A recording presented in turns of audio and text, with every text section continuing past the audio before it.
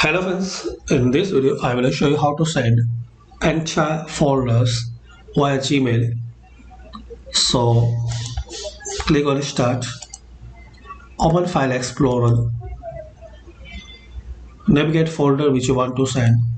In my case I want to send this folder. So right click on it and click compress to zip file.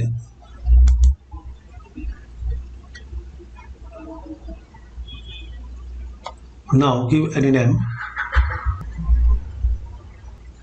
Now open your Gmail.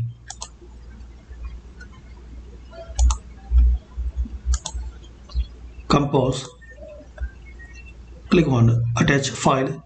Click on attach file. Select your that folder. It will ask permission. Large files must be shared with Google Drive. Click on OK. Got it.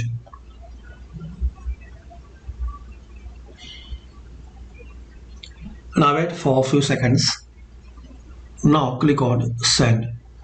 So this is the way guys you can send entire folders via Gmail in Windows 10 or 11. Thanks for watching. Please comment this video useful for you or not.